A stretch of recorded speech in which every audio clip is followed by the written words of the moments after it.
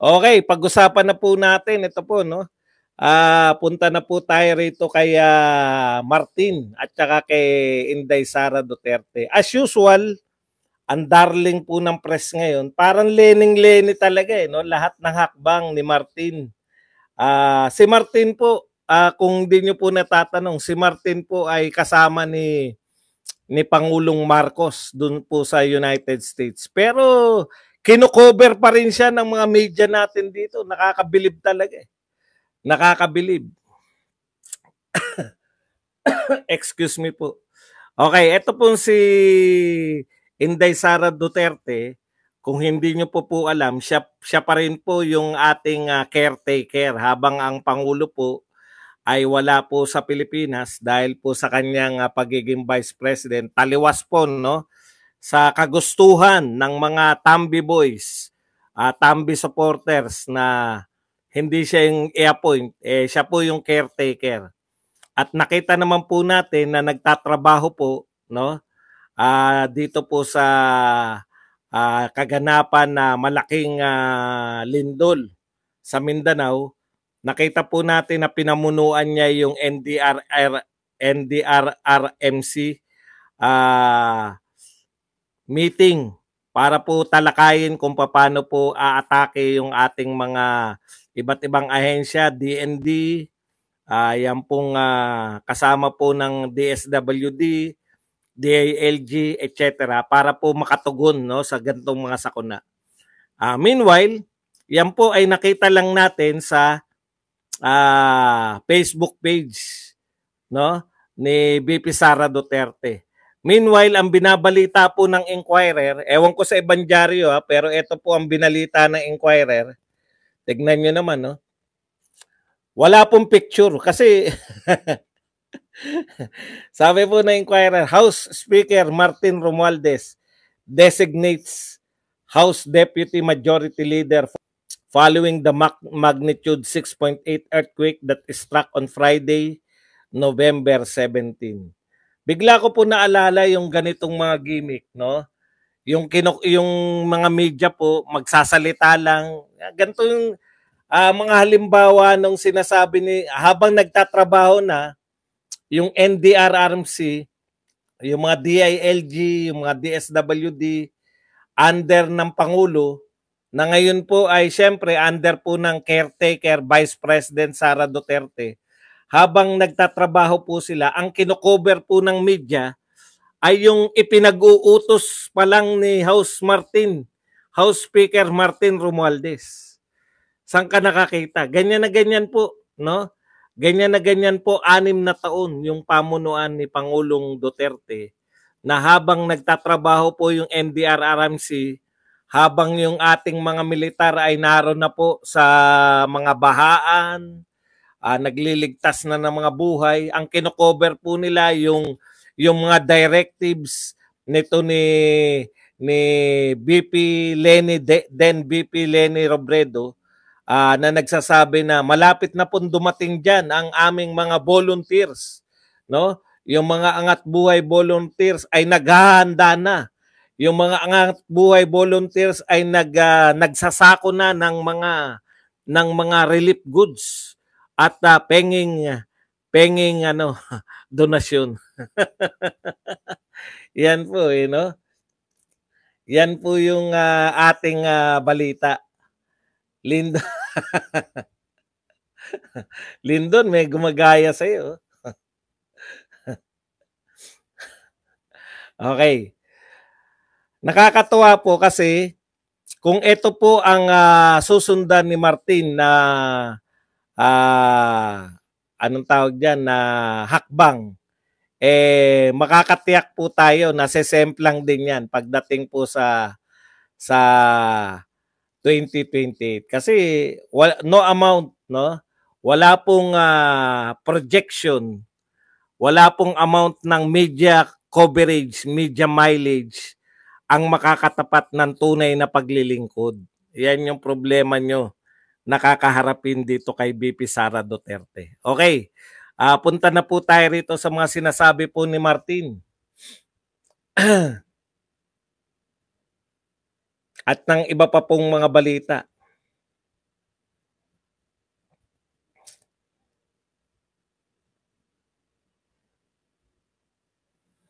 Ito po, ang sinabi ni reaction po ng mga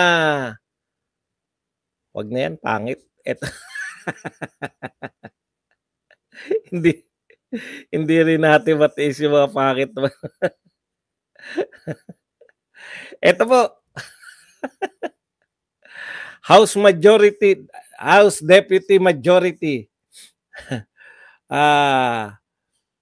Leader Zamboanga City 2nd District Representative Manix Dalipi. Ito po si Majority Leader Manix Dalipi says he would support Speaker Martin Romualdez in case the latter decides to run for the palace seat in 2028. Ang aga, kala ko ba Martin hindi kayo namumuliti ka?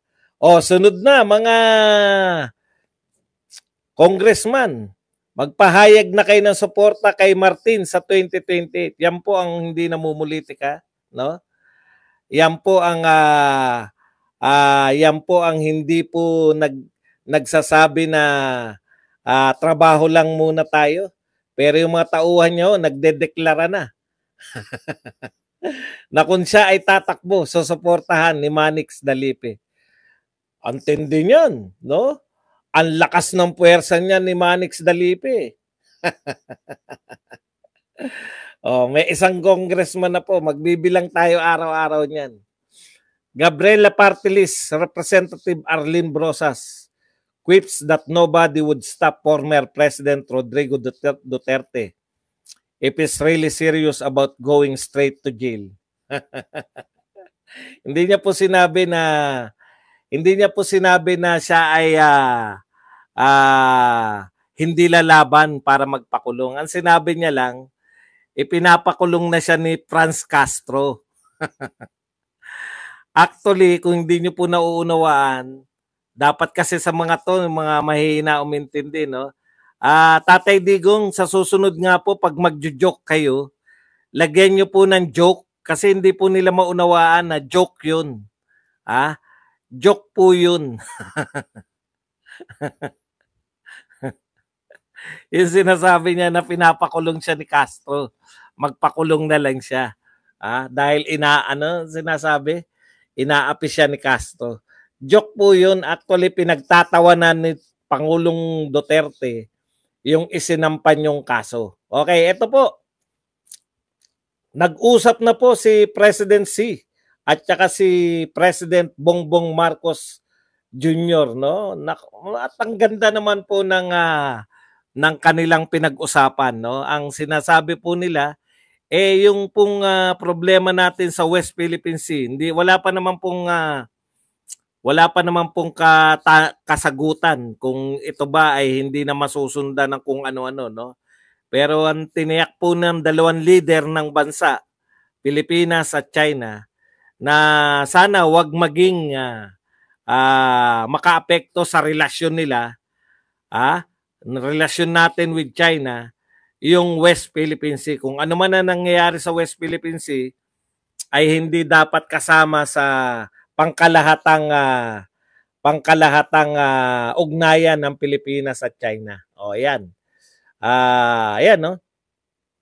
Agree. Marcos said, he and Xi have agreed that territorial issues in the South China Sea should not be the defining factor of the two countries' relations. Ito po ang sinabi ni Pangulong Marcos, we try to come up with the mechanism to lower the tensions in the South China Sea, and that essentially the message of what we spoke to each other. Okay, para po mabawasan yung tension. Huwag pong isama ang lahat, no, yung kanilang pakikipagrelasyon. Magre-react po yung mga loyalista niyan. Pro-China na ba si PBBM? Yung mga loyalistang galit na galit, hindi po lahat na loyalista. Yung mga loyalist vloggers po, hindi po lahat na loyalist vloggers. Yung mga loyalist vloggers na galit po sa mga Duterte at inaakusahan silang pro-China dahil nakikipag-meeting kay Xi Jinping. Ngayon po kayo magsabi na pro-China po ba si Pangulong Marcos? Dahil nakikipag-meeting po siya? Pro-China po ba si Joe Biden dahil nakikipag-meeting siya? Speaking, no? Aba, may side nagkaroon po ng konting side reaction, no? Dito po sa dalawang panig nung sabihin po ni Joe Biden matapos po siyang makipag-meeting kay Xi Jinping ay tinanong po siya ng reporter. May side bet lang po to. Tinanong po siya ng reporter si Joe Biden kung ano masasabi niya. Mali na ba yung sinasabi niya noon na si Xi Jinping ay isang diktador? Ang sabi ni Joe Biden, diktador pa rin daw si Xi Jinping. Pero iba raw kasi yung context ng bansa nila. Iba raw kasi yung pinamumunuan ni Xi Jinping. Okay.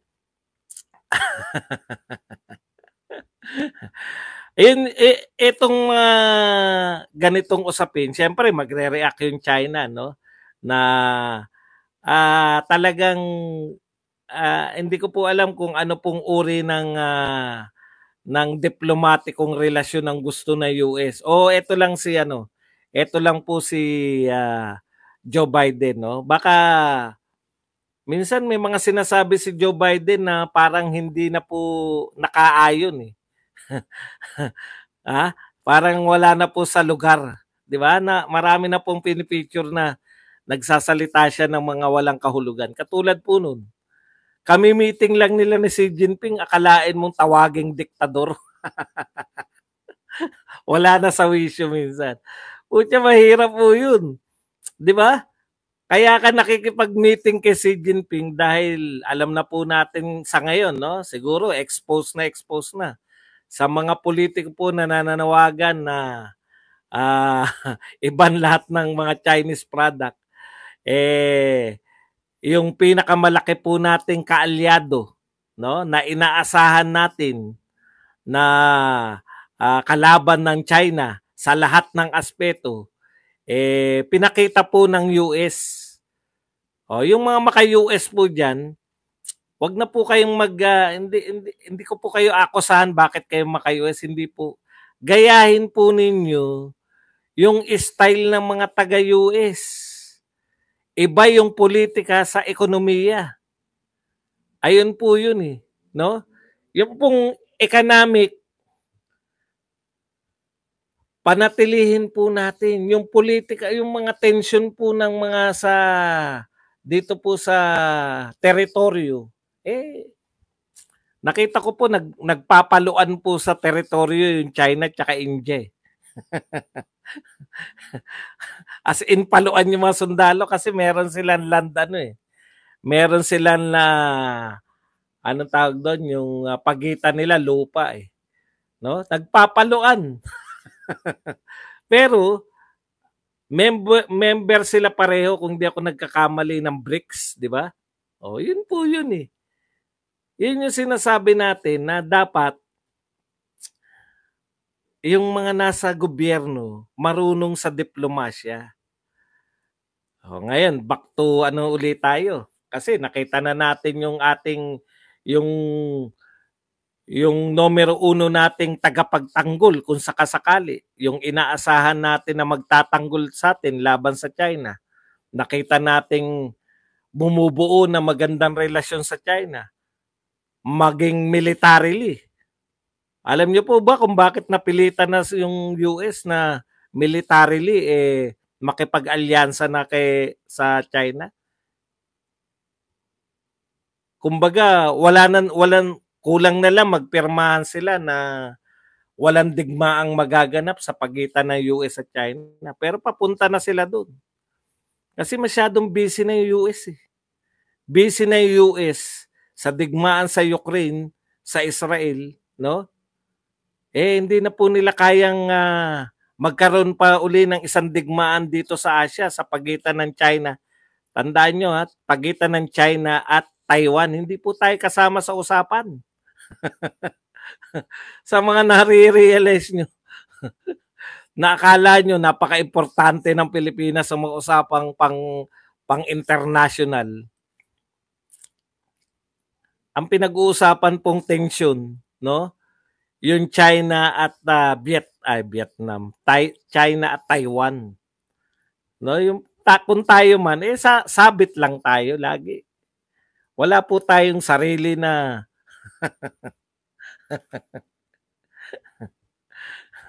okay.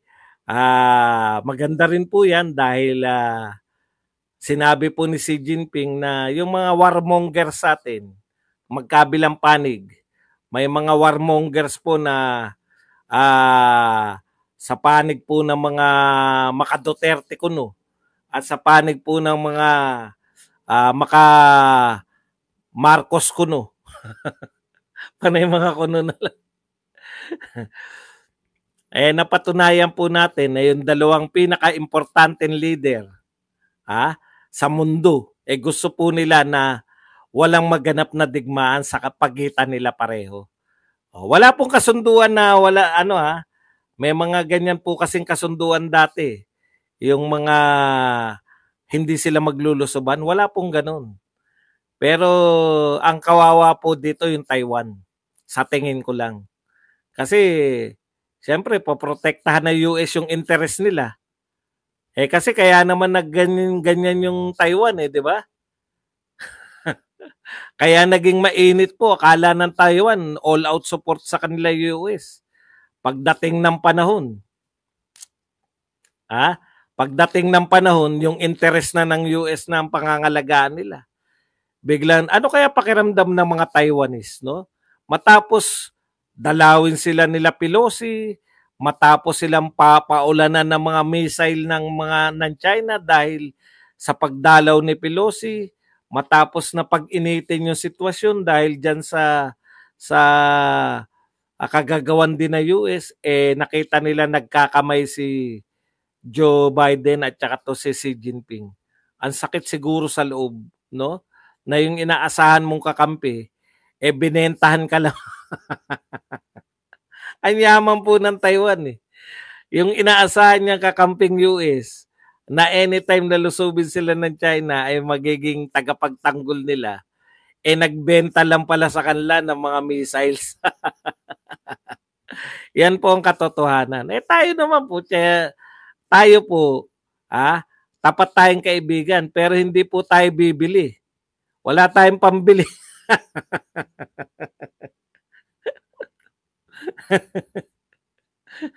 Wala po tayong pambili, di ba? O kaya tayo hinay-hinay. Kita nyo, hindi tayo naghinay-hinay. No? Withdraw natin. Hindi, no?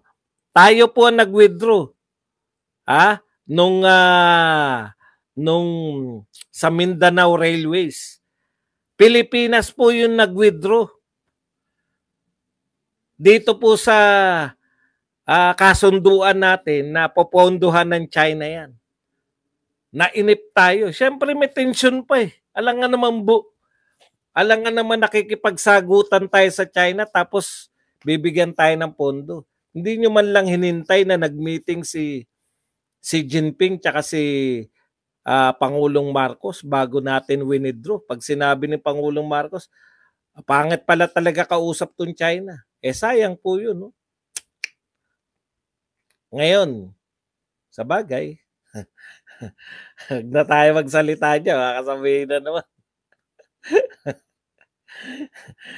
Sabi naman ni Bautista, mas mura ang Japan Mas mura ang interest ng Japan. Okay. Paalala ko lang po, dati na nating kaibigan ng Japan. Hindi po tayo nawala sa radar ng Japan. Yung pakikipagkaibigan po natin sa Japan ay continuous po yan. Pero hindi po continuous. Yung JICA po, isa po yan sa pinakamahirap mahingian ng pondo. Real talk po yan. Kaya nga tayo walang build before Duterte. Dahil yung mga traditional na kaibigan natin, masyadong kuripot sa pondo. Akala nyo kasi yung build. Itutuloy natin yan. O, dakdakan lang tayo. Hindi po. Matindi po ang ginawa ni Pangulong Duterte dyan sa paghagilap ng pondo. Anyways, gusto nyo naman palabasin na walang silbi si Pangulong Duterte talaga. Di, simple lang po yan. Patunayan ninyo. No? Patunayan po ninyo. Tama naman yan.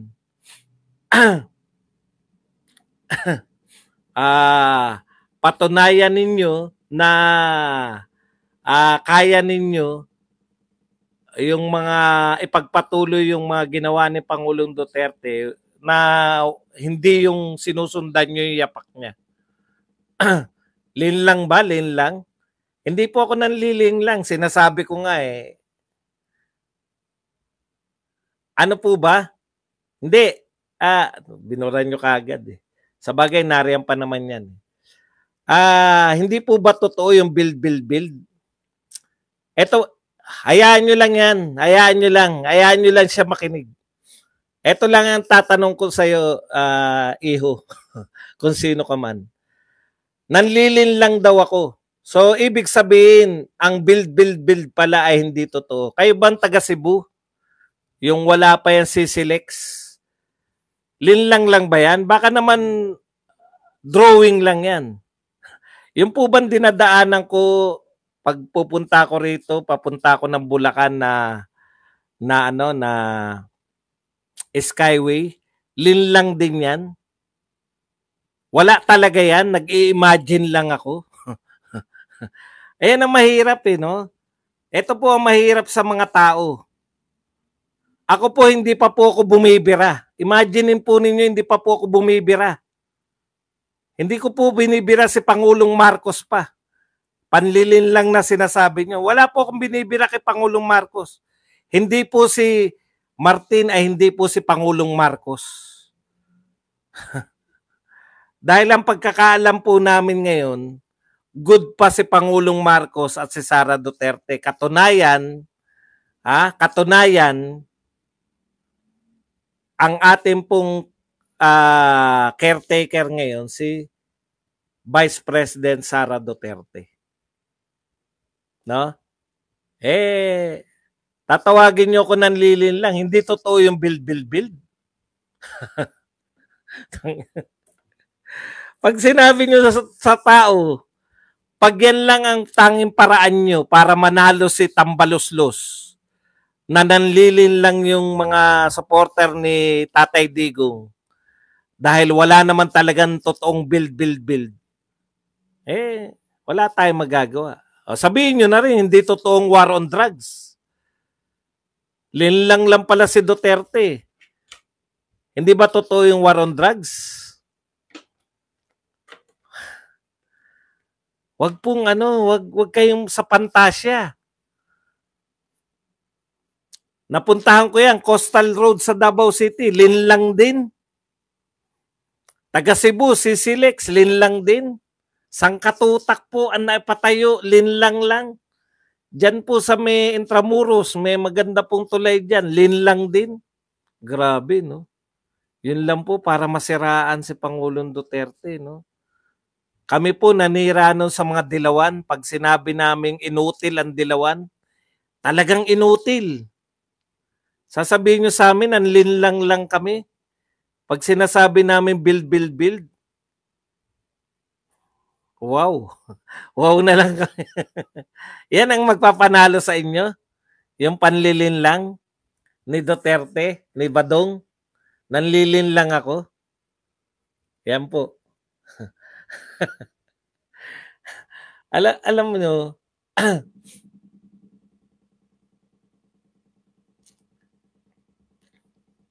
Skyway drawing Dolomite Beach, linlang lang. Alam po ninyo, hindi po kayo mananalo sa ganyan. Matagal ng trabaho ng mga dilawan yung na sabihin na hindi nila wala silang ganong nakakaawa. Si Pangulong Marcos Sr., ang daming napagawang proyekto. Pero yung sumunod sa kanyang presidente, Walang napagawa. Wala napagawa. Pero ano po ang ginawa nung Cory-Cory? Ano po nagawa nung Cory-Cory? Kaya naman tayo hindi umuunlad ngayon kasi 20 years na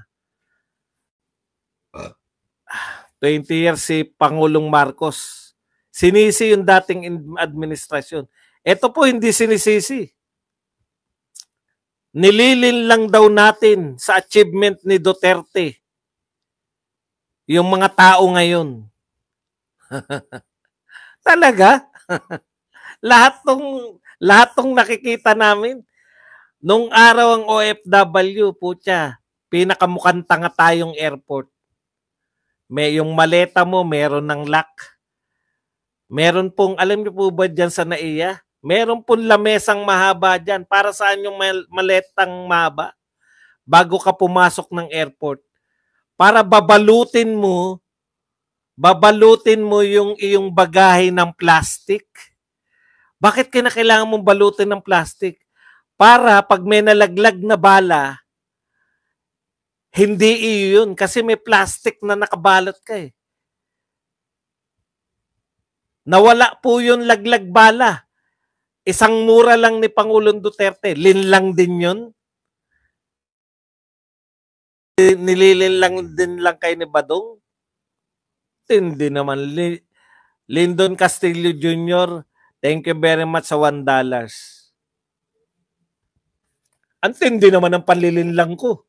Ako pala ang pinaka-importanteng tao rito sa buong mundo. Ang galing ko manlinlang eh. O gumising na po tayo, wala po yung Skyway, wala po yung CCLEX, wala po lahat na napagawa ni Pangulong Duterte, walang war on drugs na naganap. Panlilinlang lang lahat ni Duterte. At si Badong ang kanyang pangunahing tagapaglinlang.